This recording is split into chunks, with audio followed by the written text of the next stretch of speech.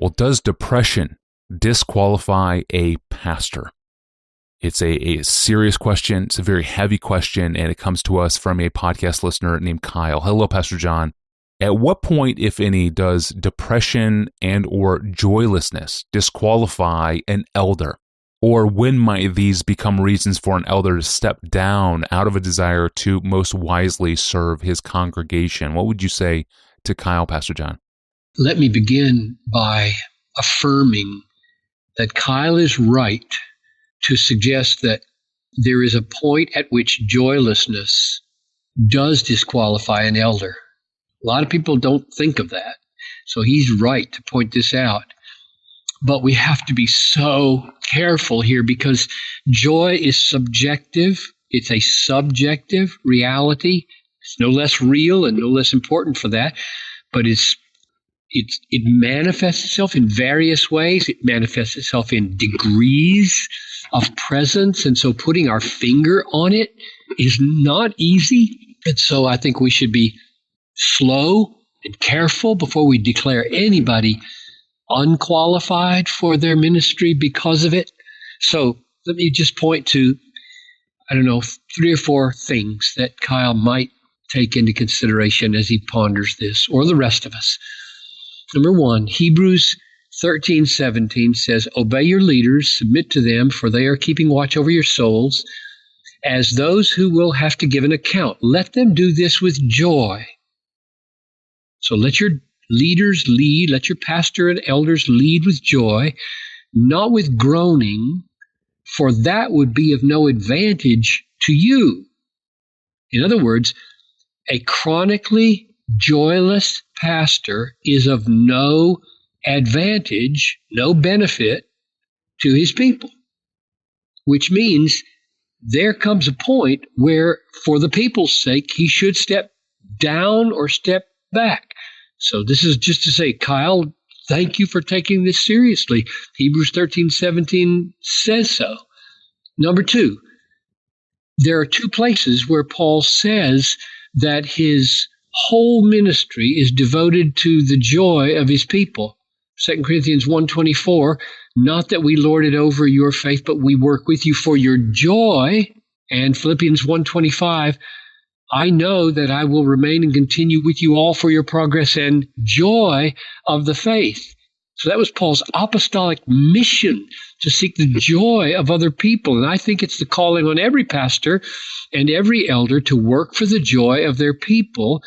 And if their own inability to rejoice in the Lord hinders that, there may come a time when they are not able to fulfill that calling.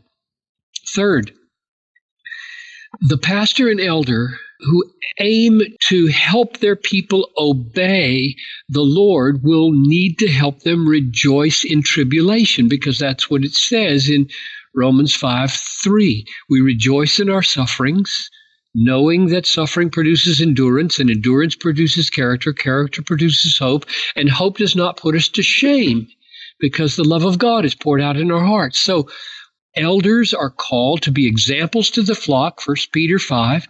And if we can't rejoice in our own sufferings, like Romans 5:3 says, how are we going to help our people obey the Scriptures? That is, fulfill our calling to set an example for them and help them. Fourth, one last illustration of how this works, 2 Corinthians 8:1-2.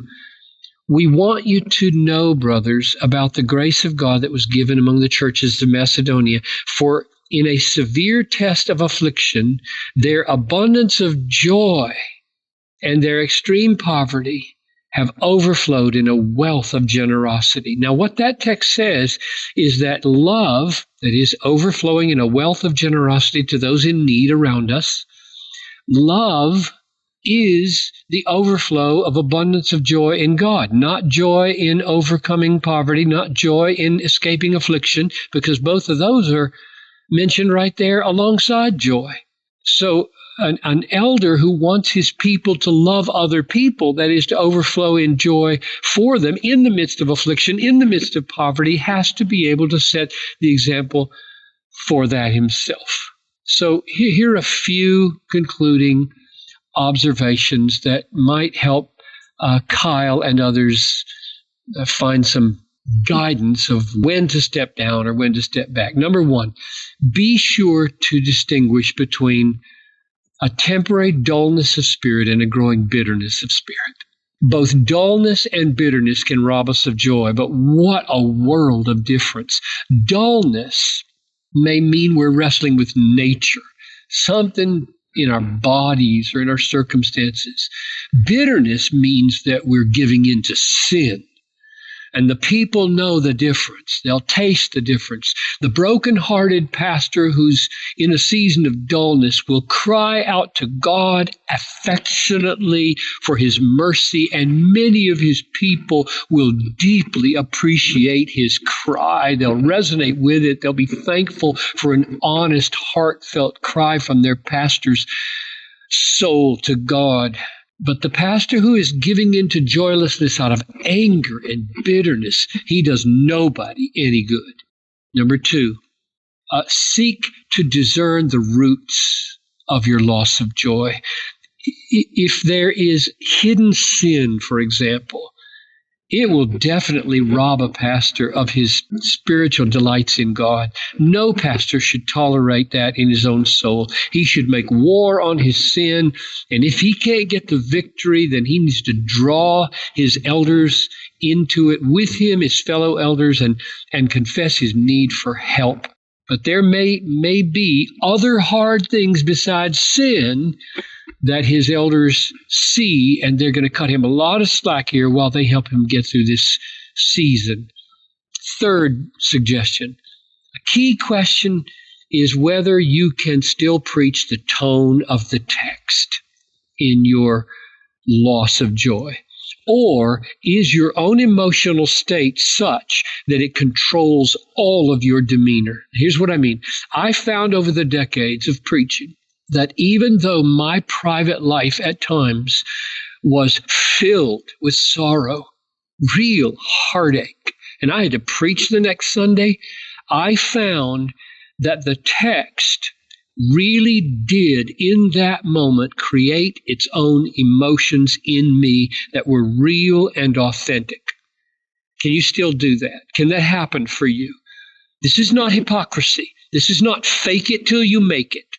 This is a real, supernatural experience of emotion by the Holy Spirit wrought by that text in the hour of preaching.